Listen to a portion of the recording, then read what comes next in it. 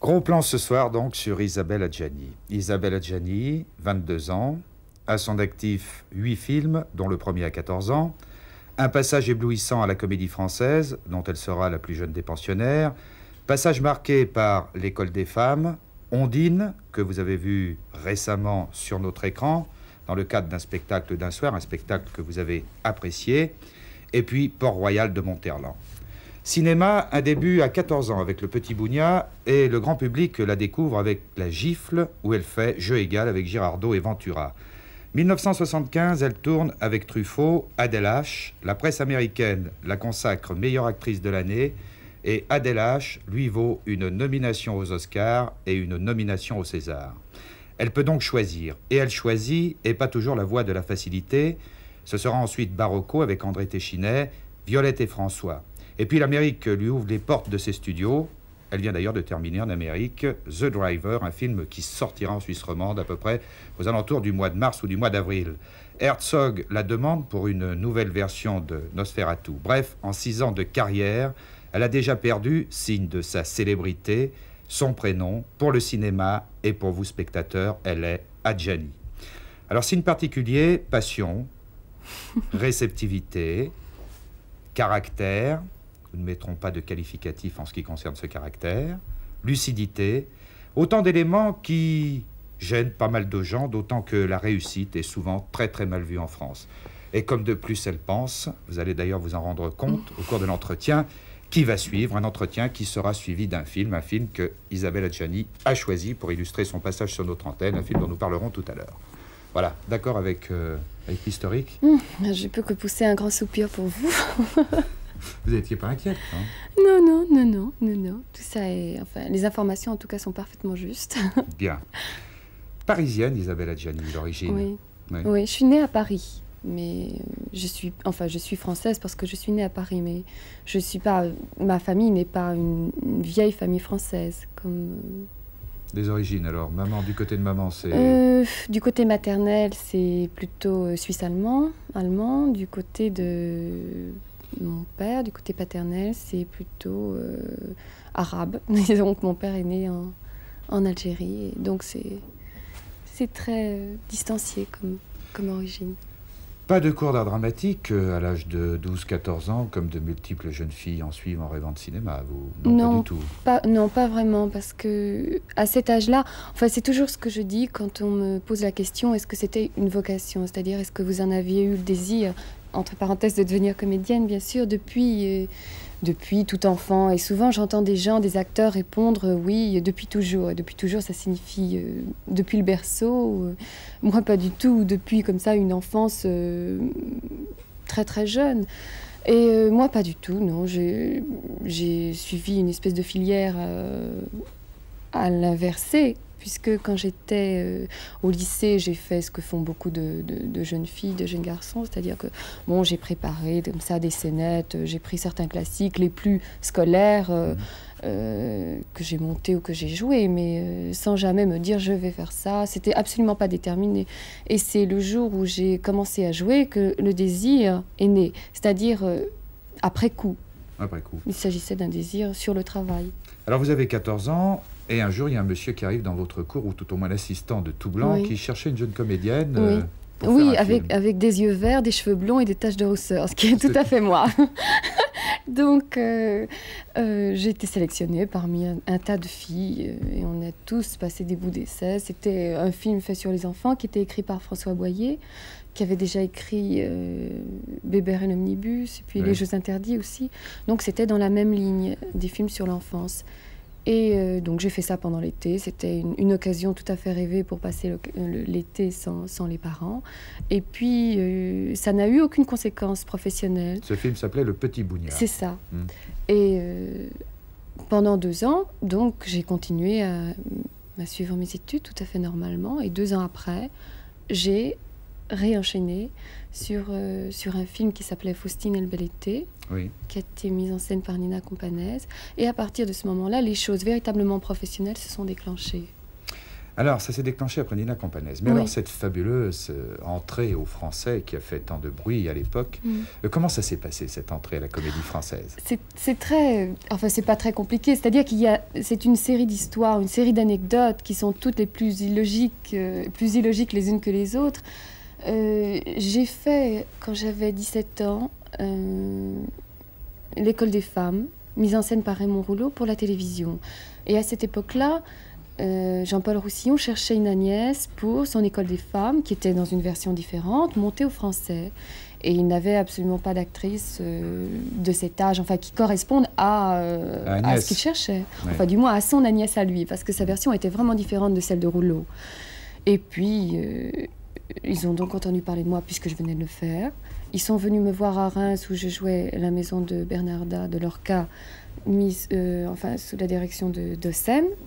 Et puis voilà, ils ont décidé de m'engager au Français. Ça s'est fait pratiquement du jour au lendemain, sans audition, sans lecture, sans les choses classiques officielles, qui sont les choses de transit, c'est-à-dire qui vous permettent de rentrer à la Comédie Française sans conservatoire. Alors, où est-ce que vous vous êtes rendu compte à ce moment-là, le fait de jouer Agnès sur la scène de la Comédie Française? Agnès est un rôle qui fait rêver, je ne sais pas, à peu près 1000 à 2000 jeunes comédiennes à Paris qui suivent les cours d'art dramatique et qui plus est de le jouer sur la scène du Français. Vous vous souvenez de la première sur la scène de la Comédie Française? C'est-à-dire qu'il s'était passé des choses formidables. Par exemple, Jean-Paul Roussillon, qui est un être que j'adore, qui est un metteur en scène pour lequel j'ai beaucoup d'admiration, m'avait préparé, rodé en quelque sorte, en me faisant faire une espèce de remplacement, un remplacement, dans l'Avare, qu'il avait mise en scène aussi. Donc, ma première chose au Français, véritablement, c'était l'Avare. C'était pas à l'École des femmes, mais c'est passé pratiquement doucement, pratiquement inaperçu. Et l'école des femmes, à ce moment-là au Français, il y avait des grèves très importantes. Et les répétitions étaient prévues pour 2 mois. Et avec les grèves, on s'est retrouvés en répétition pendant 6 mois. Ce qui fait qu'on était archi préparés, on peut pas plus, le jour de la générale. Et on était très indifférés à quel public, est-ce que la presse sera là, ils vont tous être leur calepin en main, leur stylo en main, à faire du bruit et à nous empêcher de dire notre texte sans qu'on entende les petits morceaux de papier déchirés et les pages tournées. Et on était comme, quand je dis on était, c'est-à-dire, il y avait Pierre Dux le soir de la Générale, et puis après Michel Aumont, Gérard Lartigot, enfin, tous les acteurs étaient très concentrés, très rassemblés, et fonctionnaient uniquement pour la mise en scène et pas du tout pour la réception de la pièce et les journaux à lire à 1h du matin en sortant du théâtre et en allant boire un café au bistrot d'à côté. Comment on travaille la fameuse phrase du rôle d'Agnès, ce fameux « le petit chat est mort ». Comment on le travaille? On ne travaille pas du tout. On fait comme si ça n'était pas dans le texte et on passe la ligne. On peut l'envoyer comme ça? Oui, c'est ce qui s'est passé. En tout cas, non, à jamais de la vie, à jamais de la vie. Non, ça c'est vraiment une chose qui pour moi est morte. C'est-à-dire, ce que j'ai fait là, c'est un passage fini, c'est pratiquement un enterrement. Hélas. Il s'agit bien... il y a beaucoup de gens qui diront hélas après avoir vu Ondine, comme moi d'ailleurs. Mais non, le théâtre, ça, je vais y revenir, enfin, on en parlera tout à l'heure. Mais... Quel regard jetait cette jeune comédienne, oui, que vous étiez, vous aviez 17 ans, hein, oui, là, c'est ça. au milieu de tous ces gens qui sont ces sociétaires du Français, cette espèce de maison où il y a un rite, où il y a un cérémonial. Alors, comment vous étiez là au milieu? La petite dernière, comment ça se passait? Bien sûr, j'étais la plus jeune, ça, je ne pouvais pas y échapper, mais... J'ai eu quand même des conditions très privilégiées, dans la mesure où j'ai travaillé avec des gens qui sont pratiquement des marginaux à la Comédie Française, enfin considérés à l'intérieur du groupe sociétaire pensionnaire et même par l'extérieur, c'est-à-dire le public, les abonnés, les gens qui vont habituellement au Français, comme des fantaisistes, comme des poètes. J'entends Jean-Paul Roussillon, Denise Jans, Michel Aumont, qui sont des acteurs un petit peu différents de l'habitude, je dirais pas monotone, mais un petit peu... de la tradition. Voilà, un petit peu traditionnel du français. Et ce sont des gens qui réagissent, qui font des mises en scène et qui jouent un peu contre cette espèce de statisme qui règne au français. Vous étiez comme un poisson dans l'eau, là, au milieu là. Alors, comme je travaillais avec ces gens, moi, j'étais parfaitement heureuse. Je travaillais un petit peu en réaction et je l'ignorais au début. Ensuite, je l'ai compris et ensuite, je l'ai travaillé. C'est-à-dire que je l'ai exploré et exploité. Et ça me plaisait tout à fait parce que c'était un jeu à l'intérieur du grand jeu et c'était très passionnant à faire. Vous étiez très différente vis-à-vis de mesdames les sociétaires. Oh, vous savez, déjà à ce moment-là, c'était un petit peu passé de mode, hein, tout ça. Alors, justement, faisons le point. Vous ne vous destinez pas au départ au théâtre ni au cinéma. Oui. Bon, vous arrivez là-dedans, nous avons vu par quel cheminement. On revient à vous, très précisément. Vous êtes quand même une personne discrète, sauvage, si le mot ne vous gêne non, pas. Pas hein. du tout, non. Pas du tout. Si, le mot ne me gêne pas du tout, je veux dire. Bon. Et alors, vous arrivez là-dedans, et alors, quand on fait ce métier, ça débouche sur de multiples agressions verbales, de regards, etc. Oui, c'est juste. Ça, j'imagine que ça n'a pas dû être très facile. Non, c'est toujours pas facile, d'ailleurs, parce que c'est vrai que je suis d'un naturel plutôt réservé, plutôt discret. Je suis même parfois très timide. J'ai des crises d'intimidation qui m'arrivent à des moments très imprévisibles et qui sont très gênantes quand vous vous trouvez au milieu comme ça de galas ou de réceptions ou de cocktails ou même de conditions de travail. C'est-à-dire quand vous vous trouvez devant une caméra et que vous commencez à rougir et que ça ne peut pas s'arrêter, que c'est une crise de rougissement pendant 10 minutes, c'est l'horreur. Enfin, c'est une chose Qu'est-ce qui vous fait rougir, par exemple? Mais comme je vous dis, c'est des éléments parfaitement imprévisibles. Ça se passe comme ça. Enfin, c'est tout à fait spontané comme événement. Mais je trouve que ça... Bon, moi, mon exutoire, si vous voulez, c'est mon travail. C'est-à-dire, quand je me trouve sur un plateau, les refoulements, les agressions que vous pouvez vivre quotidiennement sont tout d'un coup rassemblés, transcendés à travers un personnage, parfois, pourquoi pas sublimés, enfin c'est du moins ce qu'on tente de faire, et provoque une espèce d'explosion. Vous devenez la grenade du film. Dégoupillé, oui. Exactement. Tout d'un coup, vous dégoupillez le tout, et tout explose, et tout part. La grenade ne vous explose jamais dans les mains, vous, personnellement? Ah, bien sûr, ça arrive, oui. Il faut essuyer les dégâts dans ces cas-là. Vous avez aussi une faculté quand même de retrait par rapport aux choses. Et par exemple, j'ai lu une phrase de vous. Vous dites, j'aime réaliser des rétrospectives dans ma tête. C'est votre refuge. D'abord, quelle rétrospective vous faites là? Oui, ça, j'ai dû le dire. Il y a longtemps, oui. Ça doit être relié au travail, je crois. C'est-à-dire que quand je prépare un film, quand je travaille, il y a deux alternatives. Enfin, il y a une alternative, celle de l'imagination et celle de l'expérience.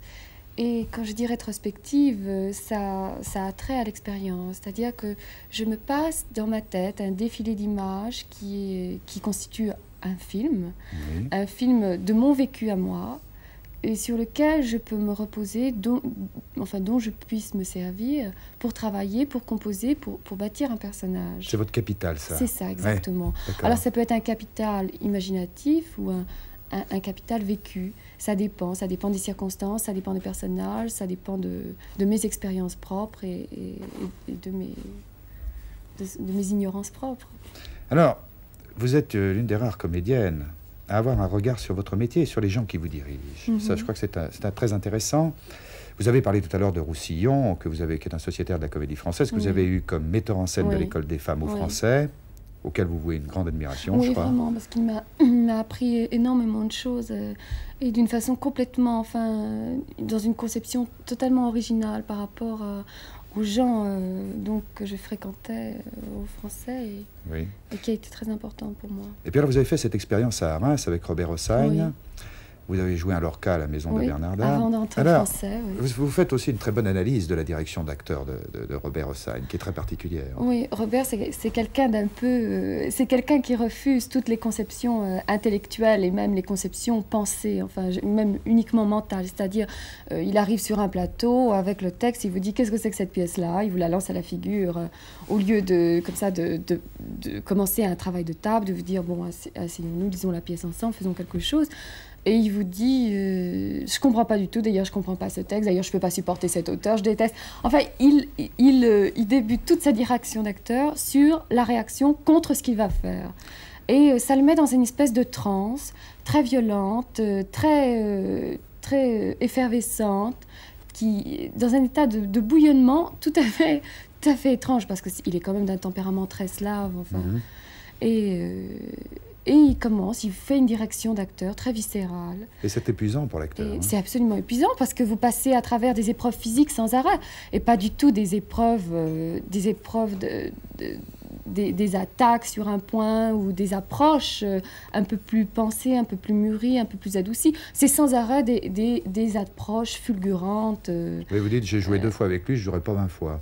Oui, enfin bon, c'est quand même quelqu'un de très fatigant, ça c'est certain. Mais lui, ça le fatigue absolument pas. Je crois que ça le met dans son état préféré. C'est un état de transe. C'est très étrange. Alors, il était une fois un metteur en scène qui s'appelait Truffaut, qui cherchait depuis 6 ans une interprète pour incarner le rôle de Adèle Hugo, Adèle H. Il vous a rencontré, ça a été la fascination.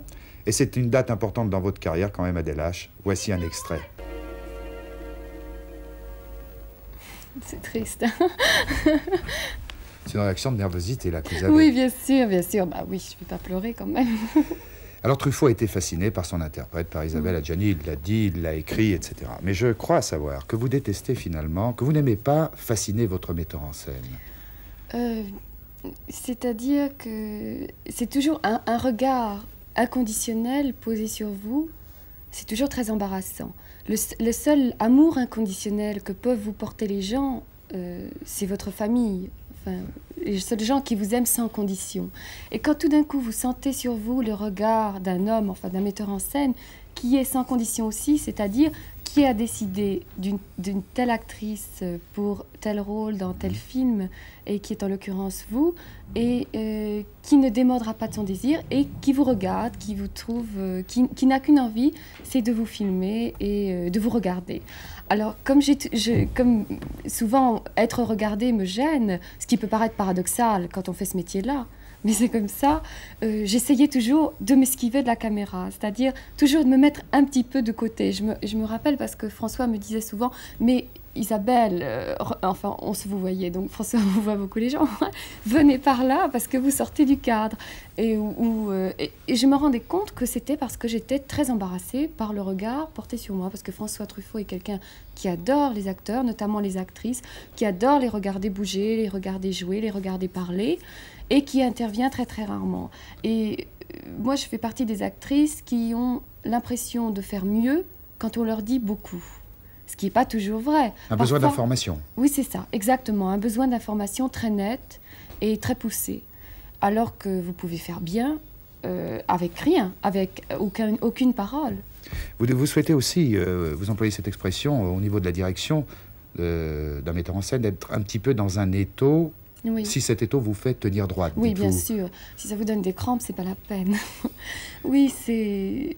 Moi, j'aime bien être dirigée. Quand je dis diriger, ça ne veut pas dire manipuler de la tête aux pieds, manipuler que chaque membre, que chaque partie de mon corps ne m'appartienne plus. Au contraire, quand je dis diriger, ça veut dire que chaque partie de vous-même, que ce soit dans vos déplacements, c'est-à-dire dans votre allure physique, corporelle, que ce soit dans votre jeu, soit porté au meilleur de lui-même. Et c'est ça la direction quand elle est réussie. C'est quelqu'un qui vous aime assez, qui vous connaissent assez, ou qui vous soupçonne assez, ou qui ait assez de respect, d'admiration, ou je sais pas, ou d'envie de travailler avec vous pour vous comment dire, pour vous traiter convenablement, enfin convenablement dans les deux sens, c'est-à-dire faire que vous soyez bien dans le film et faire que vous soyez à l'aise sur le plateau de travail, et non pas à la merci d'une attitude presque insultante, c'est-à-dire dont se plaignent souvent les acteurs et les actrices, et ils ont raison, quand ils disent on est traités comme des objets. Alors, je dois dire quand même que vous êtes un personnage assez redoutable sur un plateau ou à l'approche d'un personnage. Enfin, c'est un peu la même chose. Parce que vous avouez, d'ailleurs avec une franchise qui vous honore, j'aime observer et ramper comme une menthe religieuse pour tout dévorer. Quel appétit! Oui, parfois j'en ai des indigestions. Oui, mais ça, c'était une chose que j'ai dite il y a un moment. C'est marrant parce que...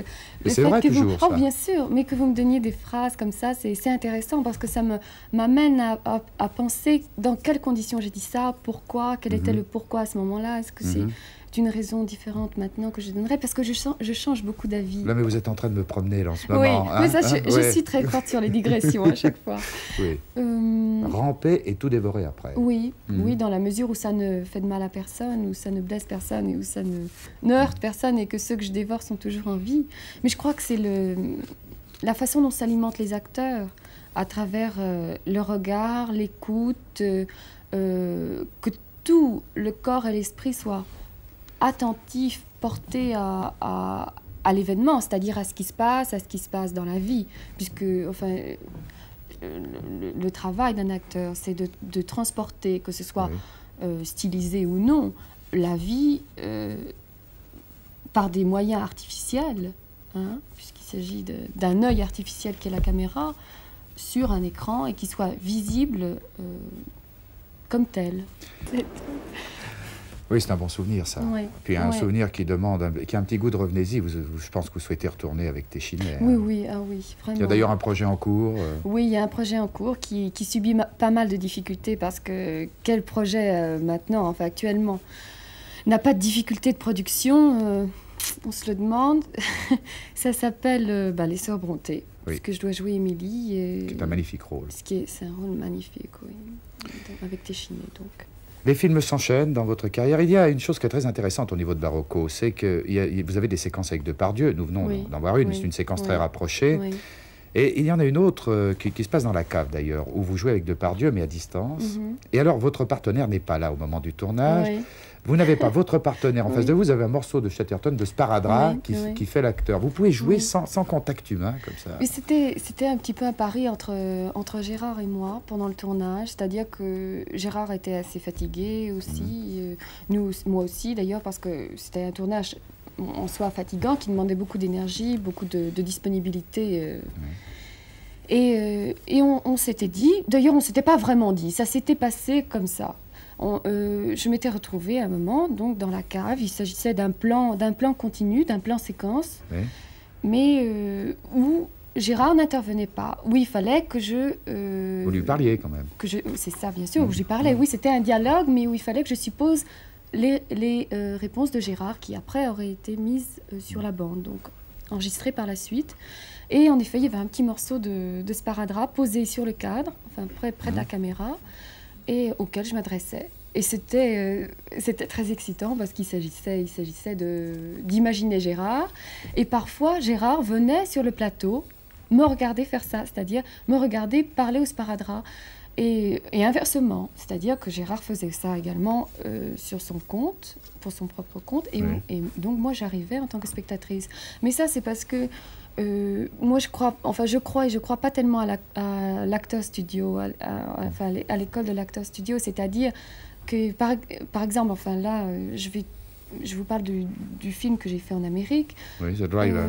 C'est ça, avec Ryan O'Neal. Donc, par exemple, là-bas, les acteurs sont très obsédés avec l'idée d'avoir leur partenaire au moment où ils ont une phrase à dire, pour un plan, leur donner soit le regard, soit la réponse. Et ça, c'est une chose qui me surprend beaucoup, parce que je trouve beaucoup plus amusant de se servir du vide ou de se servir de l'absence de quelqu'un plutôt que de sa présence. La présence, c'est au spectateur de la sentir sur un écran, mais c'est pas tellement à nous de la demander à notre partenaire. Enfin, ça dépend de toute façon, chacun a ses méthodes et les acteurs travaillent différemment et leurs méthodes sont valables pour eux-mêmes, bien sûr. En tous les cas, les résultats sont excellents. Mais nous, ça nous amusait de faire ça.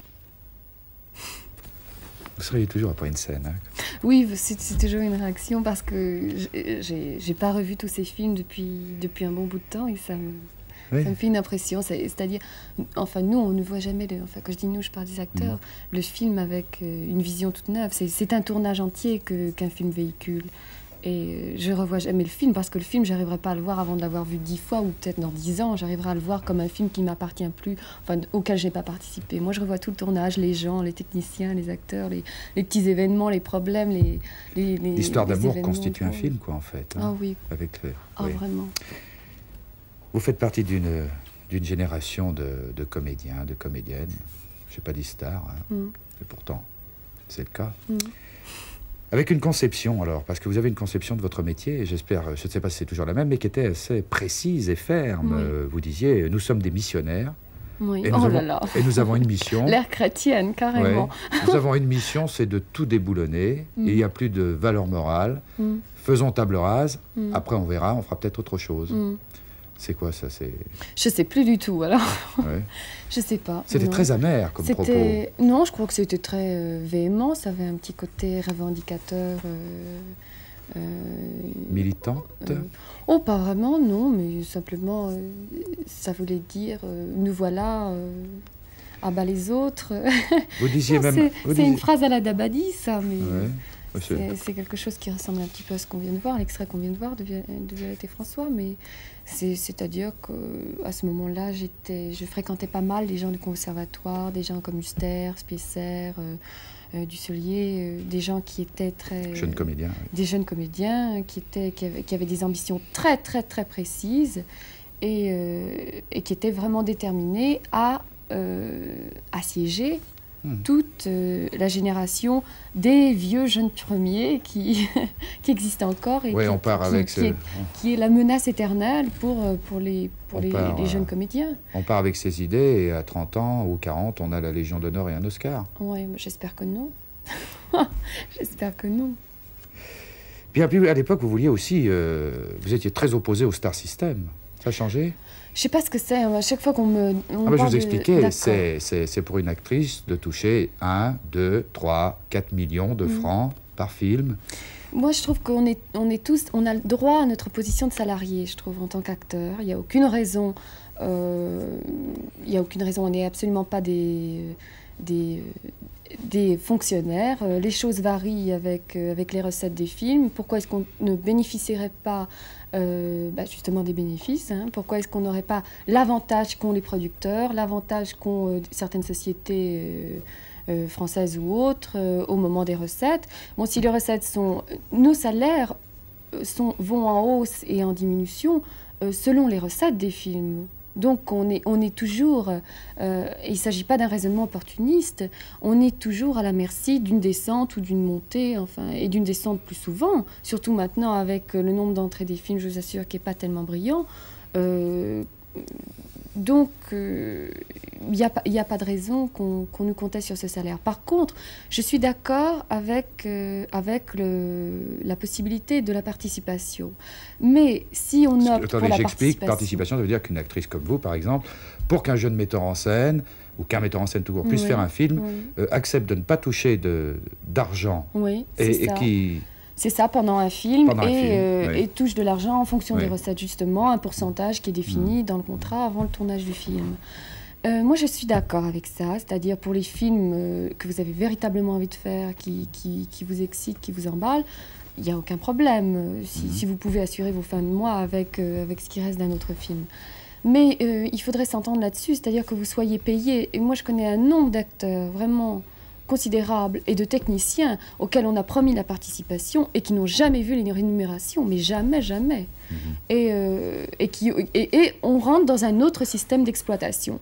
Et tous ces producteurs qui vous disent, mais enfin, le Star System, abat le Star System, vive la participation pour les acteurs, sont les premiers, lorsqu'ils reçoivent un scénario d'auteur, quand je dis d'auteur, ça veut dire de jeunes metteurs en scène qui désirent monter un projet, d'ailleurs de jeunes metteurs en scène inconnus ou de metteurs en scène très connus, à vous dire « Ah oui, d'accord, on monte ce projet, mais alors il nous faut Monsieur X, Mademoiselle Y, Monsieur X et Mademoiselle Y, étant les noms les plus connus du cinéma français, et ceux susceptibles de faire des recettes importantes, ce qui est absolument pas logique. Alors il faudrait s'entendre sur cette espèce de politique qui consiste à dénigrer les acteurs et à tenir des propos qui ne tiennent pas debout. Alors, qu'on se mette d'accord sur une chose une fois pour toutes, producteurs et acteurs, mais que ce soit pas, qu'on ne soit pas mis au baran comme des voleurs.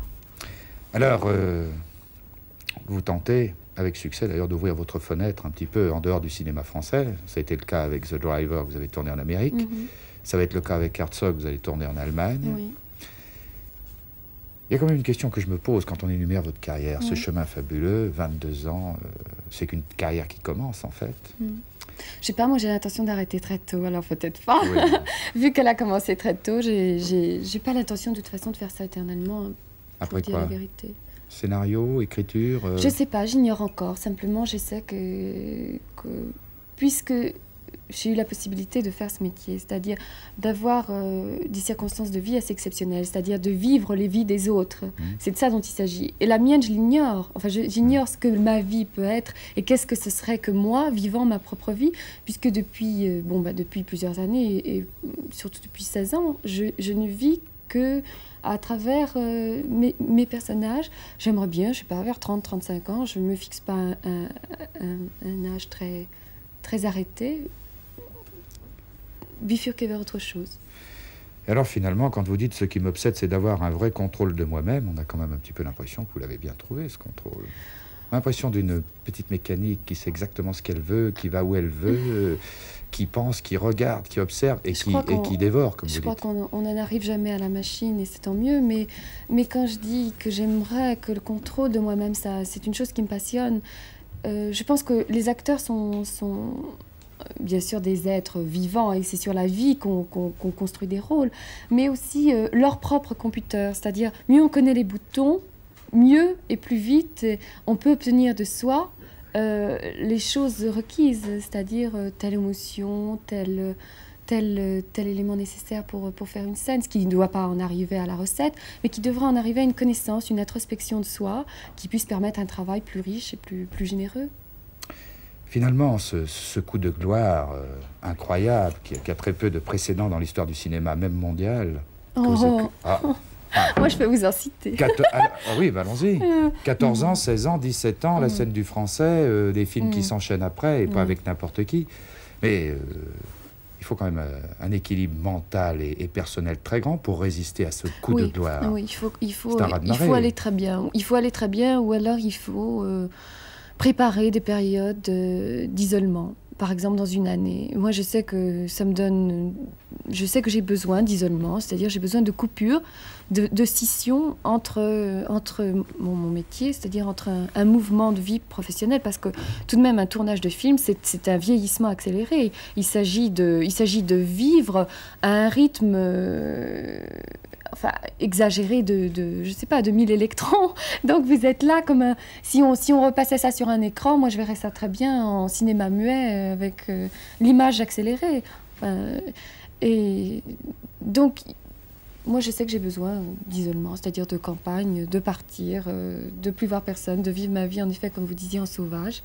C'est-à-dire tranquille, moi-même, et de ne pas me soucier du regard des autres, du regard du metteur en scène, du regard des gens à l'extérieur, pour ensuite retrouver ces gens avec une batterie rechargée, parce qu'on s'épuise aussi. C'est comme amusant, c'est aussi usant que de s'occuper de la plomberie ou de la vaisselle chez soi, que de parler aux gens tout le temps. 22 ans, 8 films, comédie française, c'est le bonheur. C'est être bien dans sa peau, ça, finalement, à l'heure du bilan, d'un premier bilan à 22 ans. Voilà. Oui, enfin, en tout cas, c'est ce que j'aime, alors. C'est tout ce qui compte pour moi. Ce qui fait une très bonne conclusion. On voit un film de Godard, Une femme est une femme, oui. Anna Karina, etc. Vous aimez ce film, je crois. Enfin, vous aimez Godard, quoi. Oui. C'est ce qui conditionne votre choix. Bien sûr. J'aime beaucoup Anna Karina et puis j'aime beaucoup le titre. Je le trouve sans pléonasme, malgré ce qu'on pourrait croire. Et je le trouve assez démonté dans le film. Dites-moi la vérité, il y a un petit projet du côté de Godard?